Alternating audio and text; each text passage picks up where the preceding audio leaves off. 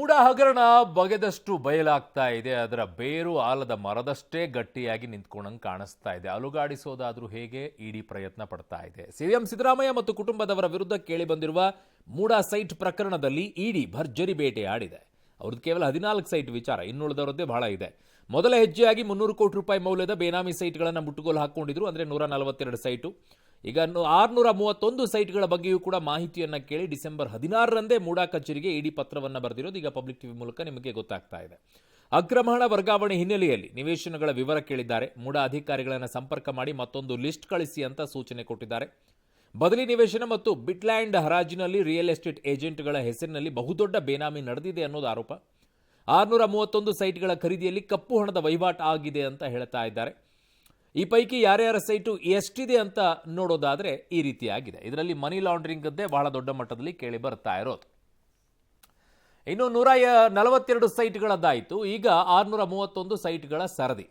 ಮೂಡಾ ಮಾಜಿ ಆಯುಕ್ತರು 198 ಬೇನಾಮಿ ಸೈಟ್ಗಳನ್ನು ಹೊಂದಿದ್ದಾರೆ ಅನ್ನುವಂಥದ್ದು ಇಡಿ ಮಾಡ್ತಾ ಇರುವಂತಹ ಆರೋಪದಲ್ಲಿದೆ. ಅವರು ತನಿಖೆಯಲ್ಲಿ ತಿಳಿದಿರುವಂಥದ್ದು, ಅವರು ಹೇಳ್ತಾ ಇರೋ ರೀತಿಯಲ್ಲಿ.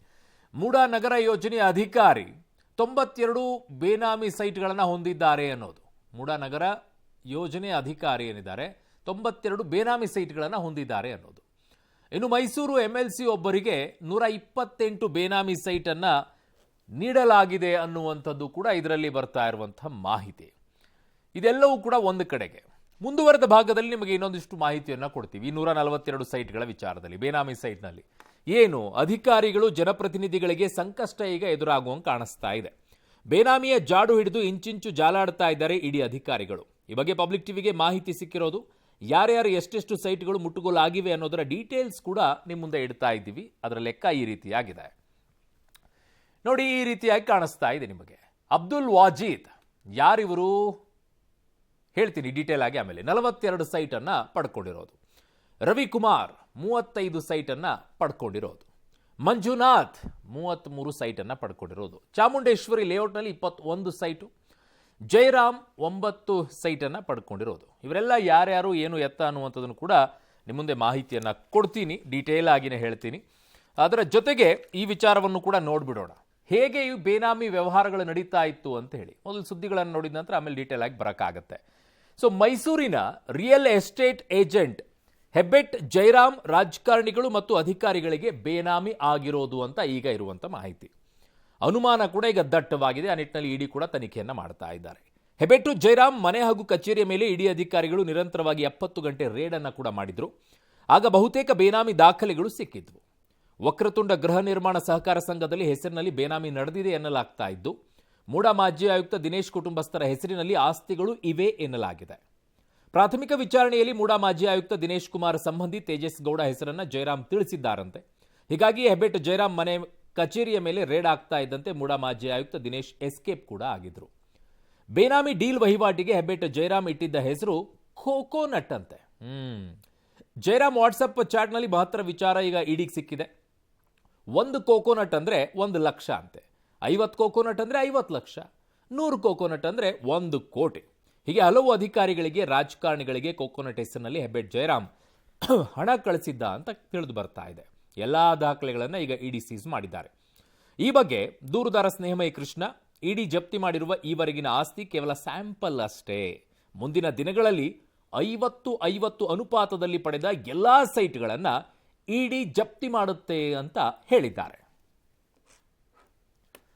ಇದು ಒಂದು 10% ಅಂತ ಹೇಳ್ಬೋದು, ಪ್ರಾರಂಭಿಕ ಇದು ಅಂತ ಹೇಳ್ಬೋದು ಅಷ್ಟೇ. ಯಾರು 50-50 ಅನುಪಾತದಲ್ಲಿ ನಿವೇಶನ ಪಡ್ಕೊಂಡ್ರೆ, ಅಕ್ರಮ ಪಡ್ಕೊಂಡ್ರೆ ಅವರೆಲ್ಲರೂ ಕೂಡ ಇದು ಒಂದು ಸಂಕಷ್ಟ ಶುರು ಆಗುತ್ತೆ. ಅಂದರೆ ಆ ನಿವೇಶನ ವಾಪಸ್ ಕೊಡುವಂಥದ್ದು ಪ್ರಕ್ರಿಯೆ ನಡೆದಿತ್ತು. ಸಿದ್ದರಾಮಯ್ಯ ಕುಟುಂಬದವ್ರು ಏನು 14 ನಿವೇಶನ ಪಡ್ಕೊಂಡಿದ್ರೆ ಆ ಒಂದು ಉದಾಹರಣೆ ಇಟ್ಕೊಂಡೆ ಸೊ ನಾನು ಈ ಪ್ರಕರಣ ದಾಖಲು ಮಾಡಿರೋದು. ಅಕ್ರಮ ನಡೆದಿರೋದು ಸ್ಪಷ್ಟವಾಗಿ ಆಗಿರೋದ್ರಿಂದ ಸೊ ಅವರು ಕೂಡ ಅದು ವರದಿ ಕೊಡಬೇಕಾಗತ್ತೆ. ಇಲ್ಲ ಅಂತಂದರೆ ಅವರು ಏನೋ ತಪ್ಪು ವರದಿ ಕೊಟ್ಟರೆ ಅಥವಾ ಸುಳ್ಳು ವರದಿ ಕೊಟ್ಟರೆ ಮಾನ್ಯ ನ್ಯಾಯಾಲಯ ಅದನ್ನು ಗಂಭೀರ ಪರಿಗಣಿಸುತ್ತೆ ಅನ್ನೋದು ನನ್ನ ಇದು. ಸೊ ರಿಯಾಕ್ಷನ್ಸ್ ನೋಡೇ ಬಂದ್ಬಿಡೋಣ. ತದನಂತರ ಇನ್ನುಳಿದಂಥ ವಿಚಾರಗಳನ್ನು ಈ ಬಗ್ಗೆ ಹೇಳಬೇಕು. ಬಹಳ ಇಂಪಾರ್ಟೆಂಟ್ ಆಗಿದೆ. ಹೇಗೆ ಅಂತಂದರೆ 6 ವರ್ಷಕ್ಕೇ ಸೈಟ್ ಪಡ್ಕೊಂಡಿವರು ಇದ್ದಾರೆ. ಇದರಲ್ಲಿ ಭಾಳ ಇಂಟ್ರೆಸ್ಟಿಂಗ್ ಆಗಿರುವಂಥ ಫ್ಯಾಕ್ಟರ್ಸ್ಗಳಿದೆ. 15 ವರ್ಷದಲ್ಲಿ ಕೋಟ್ಯಾಧೀಶ್ವರ ಆಗೋದು ಹೇಗೆ? ಗಾರೆ ಕೆಲಸ ಮಾಡುವಂಥವ್ರು ನೋಡಬೇಕು, ಕೂಲಿ ಕೆಲಸ ಮಾಡುವಂಥವ್ರು ನೋಡಬೇಕು. ನಾನು ಕೋಟ್ಯಾಧೀಶ್ವರನಾಗಬೇಕು ಅನ್ನುವಂಥವ್ರು ನೋಡಬೇಕು. ಅದ್ರ ಬಗ್ಗೆ ಎಕ್ಸ್ಪ್ಲೇನ್ ಮಾಡ್ತೀನಿ. ಫಸ್ಟು ಲೀಡರ್ಸ್ಗಳು ಏನು ಮಾತಾಡಿದ್ದಾರೆ ನೋಡ್ಬಿಡಿ.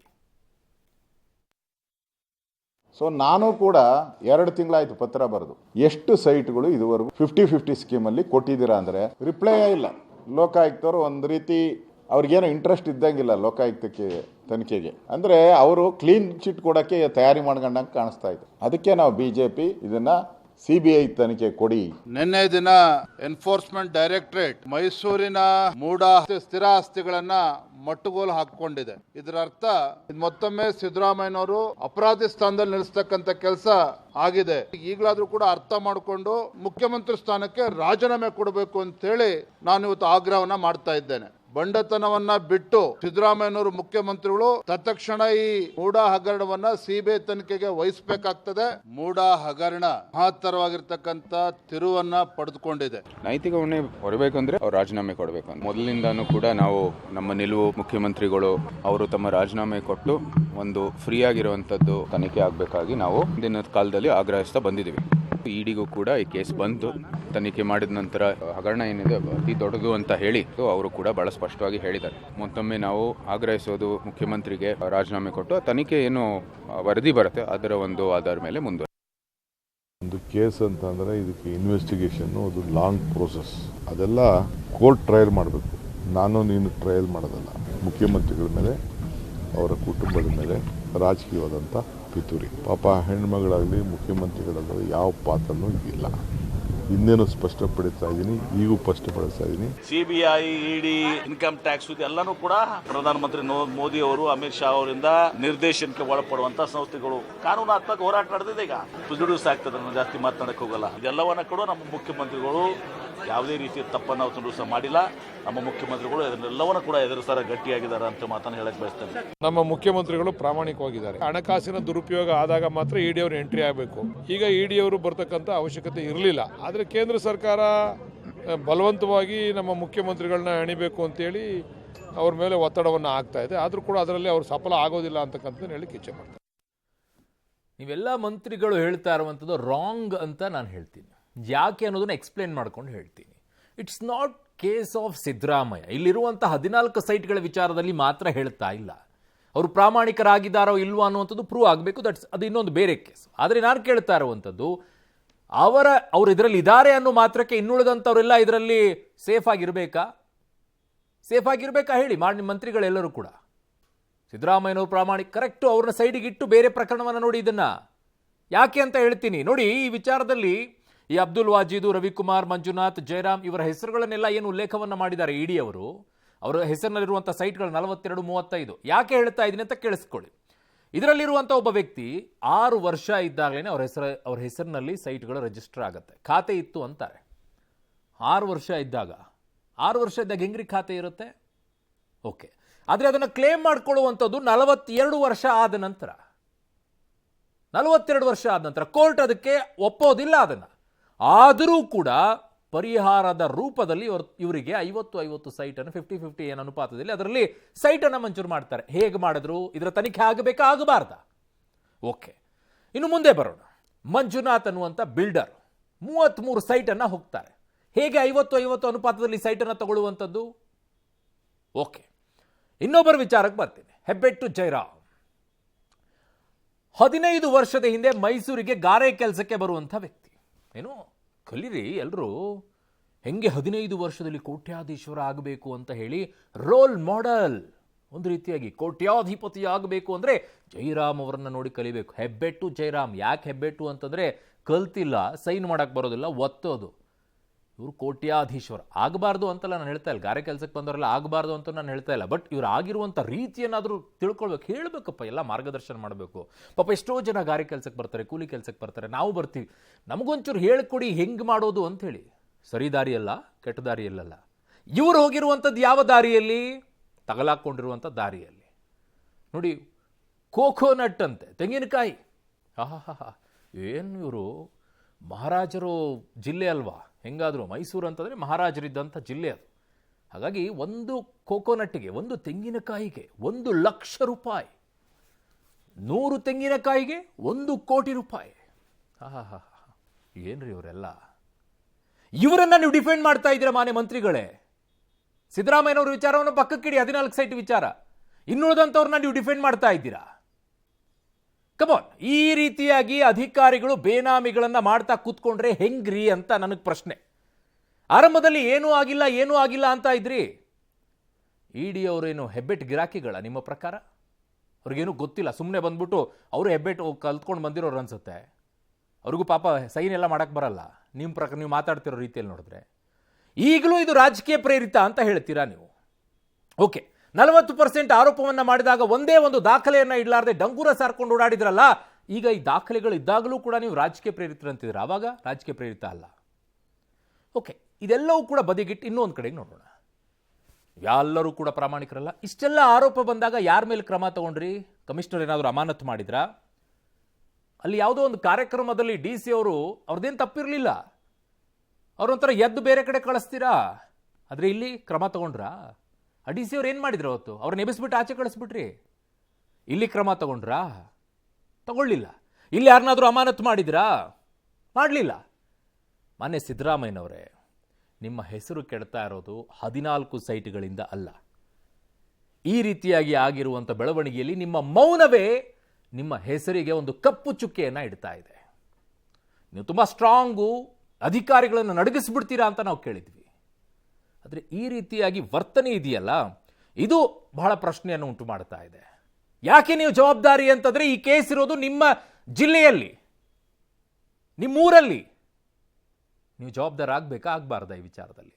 ಮುಖ್ಯಮಂತ್ರಿ ಆಗಿದ್ಕೊಂಡು ನಿಮ್ಮ ವ್ಯಕ್ತಿತ್ವಕ್ಕೆ ಧಕ್ಕೆ ಬರ್ತಾ ಇದೆ. ಇದು ನಿಮ್ಮನ್ನು ನೋಡೋ ರೀತಿ ಜನರದ್ದು ಬದಲಾವಣೆ ಆಗ್ತಾ ಇದೆ. ಚೇಂಜ್ ಆಗಿ. ನನಗಿರುವಂಥ ಪ್ರಶ್ನೆಗಳಿದೆ. ಯಾಕಿಲ್ಲಿ ಯಾವ ಅಧಿಕಾರಿಯನ್ನು ಕೂಡ ಅಮಾನತು ಮಾಡಲಿಲ್ಲ? ಮೊದಲನೇದು. ಎರಡನೆಯದ್ದು, ಇಲ್ಲಿ ಯಾವ ಗುತ್ತಿಗೆದಾರನ್ನು ಕೂಡ ಬ್ಲ್ಯಾಕ್ ಲಿಸ್ಟ್ಗೆ ಹಾಕಲಿಲ್ಲ. ಇಷ್ಟೆಲ್ಲ ಬಂದಾಗಲೂ ಕೂಡ. ಮೂರನೆಯದ್ದು, ಯಾವ ಬಿಲ್ಡರ್ ಮೇಲೂ ಕೂಡ ಕೇಸನ್ನು ಹಾಕಲಿಲ್ಲ. ಯಾಕೆ ಹಾಕಲಿಲ್ಲ? ನಾಲ್ಕನೆಯದು, ಇಡಿ ವಿಚಾರದಲ್ಲಿ ನೀವು ರಾಜಕೀಯ ಅನ್ನೋದಾದರೆ ನಿಮ್ಮದು 40% ರಾಜಕೀಯನೇ, ಅದರಲ್ಲಿ ಯಾವ ಅನುಮಾನವೂ ಇಲ್ಲ. ಯಾಕಂದರೆ ಇನ್ನೂ ಕೂಡ ತನಿಖೆ ಮಾಡಿಸ್ಬಿಟ್ಟು ಅದರಲ್ಲಿ ಯಾರನ್ನೂ ಒಳಗಡೆ ಹಾಕ್ಸಿಲ್ವಲ್ಲ. ಓಕೆ, ಇಡಿ ಅವ್ರದ್ದು ರಾಜಕೀಯನೇ ಅನ್ನೋದಾದರೆ ನಿಮ್ಮ ದೃಷ್ಟಿಯಲ್ಲಿ ಏನು ಸಿಗುತ್ತೆ ಅವರಿಗೆ? ಇಡಿ ಅವರಿಗೆ ಏನು ಸಿಗ್ಬೇಕು? ಅಲ್ಲಿಂದ ಪ್ರಧಾನಿಗಳು ಹೇಳಿಬಿಟ್ಟಿದ್ದಾರೆ, ಏನೋ ಮಾಡಿಬಿಟ್ಟಿದ್ದಾರೆ. ನಿಮ್ಮ ಮೇಲೆ ಮಾಡ್ಬೋದು 14 ಸೈಟ್ ವಿಚಾರದಲ್ಲಿ. ಇನ್ನುಳಿದಂಥವ್ರದ್ದು ಅವ್ರು ಹಾಗೆ ಇರಬೇಕಾ? ಒಂದು ಕಾಮನ್ ಸೆನ್ಸನ್ನು ಬಳಸ್ರಿ. 35 ವರ್ಷದಿಂದ ಮೈಸೂರಿನಲ್ಲಿ ಬಡವರಿಗೆ ಒಂದು ಸೈಟ್ಸ್ ಅಲಾಟ್ ಆಗಿಲ್ಲ. ಬಡವರಿಗೆ ಯಾರಿಗೂ ಕೂಡ ಹಾಗೆ ಪೆಂಡಿಂಗ್ ಉಳಿದಿದ್ದಾವೆ ಅರ್ಜಿಗಳು, ನಾನು ತಗೊಂಡಿರುವಂಥ ಮಾಹಿತಿ ಪ್ರಕಾರ 35 ವರ್ಷದಿಂದ. ಎರಡನೆಯದ್ದು, ಸಾಧಕರಿಗೆ, ಸಾಧನೆಯನ್ನು ಮಾಡಿದಂಥವರಿಗೆ ಸೈಟನ್ನು ಕೊಡಿ ಅಂತಂದಾಗ ಕಂಡದ ಮಾತುಗಳನ್ನು ಸ್ಥಳೀಯವಾಗಿರುವಂಥ ನಾಯಕರುಗಳೆಲ್ಲ ಮಾತನಾಡಿದರು. ಇಲ್ಲೇ ಹೆಂಗೆ ಕಂಡವರೆಲ್ಲ ತಿನ್ಕೊಂಡು ಓಡಾಡ್ತಾ ಇದ್ದಾರೆ. ಹೇಸಿಗೆಯನ್ನು ಹಂದಿ ಹೇಗೆ ತಿನ್ನುತ್ತೋ ಆ ರೀತಿಯಲ್ಲಿ ತಿನ್ಕೊಂಡು ಓಡಾಡಿದ್ದಾರೆ ಸೈಟ್ಗಳನ್ನು. ಆ ರೀತಿಯಾಗಿ ಹಂಚಿಕೊಂಡಿದ್ದಾರೆ. ಹೇಗೆ ಸಾಧ್ಯ ಆಯ್ತು ಇದು? ಮೂರನೆಯದ್ದು, ನಮ್ಮನ್ನು ರಕ್ಷಣೆ ಮಾಡೋಕ್ಕೆ ಸೈನಿಕರು ಹುತಾತ್ಮರಾಗಿರುವಂಥವ್ರು ಮೈಸೂರಿನಲ್ಲಿ ಯಾರಾದರೂ ಇದ್ದರೆ, ಆ ಹುತಾತ್ಮರಾಗಿರುವಂಥ ಸೈನಿಕರಿಗೆ ಒಂದು ಸೈಟನ್ನು ಅಲಾಟ್ ಮಾಡಬೇಕು ಅಂತಿದೆ. ಆ ಸೈಟನ್ನು ಕೊಡೋಕ್ಕೂ ಕೂಡ ಆಗ್ತಾ ಇಲ್ಲ ನಿಮಗೆ ಮೈಸೂರಿನಲ್ಲಿ. ಇವ್ರಿಗೆ ಮಾತ್ರ 35, 40 ಈ ಕಂಡಂಗೆ ಸೈಟ್ಗಳನ್ನು ಹಂಚಿದ್ದೀರಾ. ಇದರ ಬಗ್ಗೆ ತನಿಖೆ ಆಗಬೇಕಾ ಬೇಡವಾ ಮಾನ್ಯ ಮಂತ್ರಿಗಳೇ? ಸಿದ್ದರಾಮಯ್ಯನವ್ರ ಅಗೇನ್ ಪಕ್ಕಕ್ಕಿಡಿ ಅಂತ ಇದ್ದೀನಿ. ಅವರನ್ನು ಹೊರತುಪಡಿಸಿ ಇನ್ನುಳಿದ ತನಿಖೆ ಆಗಬೇಕಾ ಬೇಡವಾ? ಉತ್ತರ ಕೊಡಬೇಕು ಇದಕ್ಕೆ ಮಂತ್ರಿಗಳು. ಬರೀ ಸಿದ್ದರಾಮಯ್ಯನವರ ಫೇಸನ್ನು ಇಟ್ಕೊಂಡು ಅಕ್ರಮವಾಗಿ ತಿಂದು, ಹೇಸಿಗೆಯನ್ನು ತಿಂದು, ಮೂತಿಗೆ ಒರೆಸ್ಕೊಂಡು ಹೋಗಿರೋರು ನಮಗೇನು ಗೊತ್ತೇ ಇಲ್ಲ ಅಂತ ಓಡಾಡ್ತಾ ಇದ್ರಲ್ಲ ಅಂತವ್ರನ್ನ ಒಳಗೆ ಹಾಕಬೇಕಾ ಹಾಕಬಾರ್ದಾ? ಹಾಕೋದಾಗಿದ್ರೆ ಈ ಸರ್ಕಾರ ಅವರನ್ನ ಕ್ರಮ ತಗೊಳ್ಬೇಕಾಗಿತ್ತು, ಅವ್ರನ್ನ ಅಮಾನತು ಮಾಡಬೇಕಾಗಿತ್ತು. ಯಾಕೆ ಮಾಡಲಿಲ್ಲ? ಈಗಲೂ ಕೂಡ ಆ ಪ್ರಶ್ನೆ ಬರುತ್ತೆ. ಮಾನ್ಯ ಸಿದ್ದರಾಮಯ್ಯನವರೇ, ನಾನು 14 ಸೈಟ್ ಕೊಟ್ಟುಬಿಟ್ಟೆ, ನನ್ನ ಕೆಲಸ ಏನೂ ಇಲ್ಲ ಇದರಲ್ಲಿ ಅಂತ ಸುಮ್ಮನಿರಬೇಡಿ. We want that Siddaramaiah. ಯಾವ ಅಧಿಕಾರಿಗಳು ಸಿದ್ದರಾಮಯ್ಯನ ಹೆಸರು ಕೇಳಿದ ತಕ್ಷಣ ನಡುಕ್ತಾ ಇದ್ರು, ಆ ಸಿದ್ದರಾಮಯ್ಯನವರು ಬೇಕು. ಆ ಖಡಕ್ ಸಿದ್ದರಾಮಯ್ಯನವರೇ ಆಗಿರಿ. 14 ಸೈಟ್ ವಿಚಾರದಲ್ಲಿ ಕೊಟ್ಟುಬಿಟ್ಟೆ, ನಂದು ಏನು ಇದರಲ್ಲಿ ಇಲ್ಲ ಅಂತ ಸುಮ್ಮನೆ ಇರಬೇಡಿ. ಬೇರೆ ಸಂದರ್ಭದಲ್ಲಿ ನೀವು ತೆಗೆದುಕೊಳ್ಳುವಂಥ ಗಟ್ಟಿ ನಿರ್ಧಾರಗಳು ಈ ಪ್ರಕರಣದಲ್ಲಿ ಯಾರನ್ನಾದರೂ ಅಮಾನತು ಮಾಡುವಂಥ ಕೆಲಸಕ್ಕೆ ಯಾಕೆ ಆಗಲಿಲ್ಲ? ಯಾರನ್ನಾದರೂ ಬ್ಲ್ಯಾಕ್ ಲಿಸ್ಟಿಗೆ ಯಾಕೆ ಹಾಕಲಿಲ್ಲ? ಯಾರ ಮೇಲೂ ಕೇಸ್ ಯಾಕೆ ಹಾಕಿಸ್ಲಿಲ್ಲ? ಯಾರ ರಕ್ಷಣೆಗೋಸ್ಕರ ನಿಲ್ತಾ ಇದ್ದೀರಾ? Please answer, please answer. ಇನ್ನು ಮಂಗಳೂರಿನ ಕೋಟೆಕಾರು ಸಹಕಾರಿ ಬ್ಯಾಂಕ್ನ ಹಗಲು ದರೋಡೆ ಪ್ರಕರಣ ಇಡೀ ರಾಜ್ಯವನ್ನೇ ಬೆಚ್ಚಿ ಬೀಳಿಸ್ತಾ ಇದೆ. ಕೇವಲ 5 ನಿಮಿಷದಲ್ಲಿ ಹಣ ಚಿನ್ನದ ಮೂಟೆ ಕಟ್ಕೊಂಡು ಹೋಗಿದ್ದ ಕದಿಮರ ಮಾಸ್ಟರ್ ಪ್ಲಾನ್ ಏನು ಅನ್ನೋದು ತನಿಖೆಯಲ್ಲಿ ಗೊತ್ತಾಗಿದೆ. ಬ್ಯಾಂಕ್ನಲ್ಲಿ ಲೂಟಿ ಮಾಡಿದ ಡಕಾಯಿತರು ಕೋಟೆಕಾರು ಜಂಕ್ಷನ್ನಿಂದ ಮೇನ್ ರೋಡ್ಗೆ ಹೋಗಿ ಅಲ್ಲಿಂದ ಬೇರೊಂದು ಕಾರ್ನಲ್ಲಿ ಎಸ್ಕೇಪ್ ಆಗಿದ್ದಾರೆ. ದರೋಡೆ ವೇಳೆ ಬ್ಯಾಂಕ್ ಸಿಬ್ಬಂದಿಯ ಮೊಬೈಲ್ ಕಸಿದ ಕಿಡಿಗೇಡಿಗಳು ಮಂಗಳೂರು ನಗರವನ್ನೆಲ್ಲ ಸುತ್ತಿ ಕದ್ರಿ ರಸ್ತೆಯ ಬಳಿ ಮೊಬೈಲ್ ಅನ್ನು ಬೀಸಾಕ್ ಹೋಗಿದ್ದಾರೆ. ಒಂದು ಕಾರ್ ಮಂಗಳೂರು ಕಡೆಗೆ ಹೋದ್ರೆ ಇನ್ನೊಂದು ಕಾರು ಚಿನ್ನಾಭರಣ ಸಮೇತವಾಗಿ ಕೇರಳ ಕಡೆ ಹೋಗಿದೆ. ಕಾರಿಗೆ ಬೆಂಗಳೂರು ನಂಬರ್ ಪ್ಲೇಟ್ ಅನ್ನು ಅಂಟಿಸಿದ್ದಾರೆ. ತಲ್ಪಾಡಿ ಟೋಲ್ಗೇಟ್ನಲ್ಲಿ 150 ರೂಪಾಯಿ ಟೋಲ್ ಅನ್ನು ಕಟ್ಟಿದ್ದಾರೆ. ಈ ಟೋಲ್ಗೇಟ್ನ ಸಿಸಿಟಿವಿ ದೃಶ್ಯಾವಳಿ ಆಧರಿಸಿ ಪೊಲೀಸರ 2 ತಂಡ ಈಗ ಕಾಸರಗೋಡು, ಕೇರಳದತ್ತ ಹೋಗಿವೆ. ಕೇರಳ ತಲುಪಿದ್ದ ದರೋಡೆಕೋರರು ಬೋಟ್ ಮೂಲಕವಾಗಿ ತಮಿಳುನಾಡು ತಲುಪಿರುವ ಶಂಕೆ ಕೂಡ ವ್ಯಕ್ತವಾಗ್ತಾ ಇದೆ. ಇನ್ನು ಗ್ರಾಹಕರು ಬ್ಯಾಂಕ್ ಮುಂದೆ ಜಮಾಯಿಸಿದ್ದಾರೆ. ನಮ್ಮ ಚಿನ್ನ ಹಣ ನಮಗೆ ಕೊಡಿ ಅಂತ ಆಕ್ರೋಶವನ್ನು ವ್ಯಕ್ತಪಡಿಸಿದ್ದಾರೆ. ಬಿಜೆಪಿ ನಾಯಕರು ಈಗ ಆಕ್ರೋಶ ವ್ಯಕ್ತಪಡಿಸ್ತಾ ಇದ್ದಾರೆ. ನಮ್ದು 5 ಲಕ್ಷದ ಚಿನ್ನ ಇಟ್ಟಿದ್ದೇವೆ ನಾವು. ಅದೇನು ಈ ಬ್ಯಾಂಕ್ ಅಲ್ಲಿ ಇದು ದರೋಡೆ ಆಗುದು, ಇದೇ ಬ್ಯಾಂಕ್ ಅಲ್ಲಿ ಏನು 2 ಸಲ ಆದದು. ನಮ್ಗೆ ನಾವು ಅಡವಿಟ್ಟದು 11 ಲಕ್ಷವರೆಗೆ ಚಿಲ್ಲರೆ ಆಗ್ತದೆ. ನಿನ್ನೆ ನಮ್ಮ ಕೃಷ್ಣ ಅವರಿದ್ದಾರಲ್ಲ ಅಧ್ಯಕ್ಷ, ಅವನು ನಮಗೆ ಭರವಸೆ ಕೊಟ್ಟಿದ್ದಾನೆ, ನಿಮ್ಮ ಚಿನ್ನ ಯಾರ್ದು ಹೋಗ್ಲಿಕ್ಕಿಲ್ಲ, ನೀವು ಎಷ್ಟು. ಈಗ ಕರ್ನಾಟಕನೂ ಕೂಡ ದರೋಡೆಕಾರರಿಗೆ ಸ್ವರ್ಗದ ಸರ್ಕಾರ ಇದು. ಕರ್ನಾಟಕ ಮತ್ತೊಂದು ಲಲ್ಲು ಪ್ರಸಾದ್ ಯಾದವ್ ಅವರ ಬಿಹಾರ ಏನಿತ್ತು ದರೋಡೆ ರಾಜ್ಯ ಅಂತೇಳಿ ಫೇಮಸ್ ಆಗಿತ್ತು, ಮಂಗಳೂರಲ್ಲಿ ಆಗಿರುವಂತದ್ದು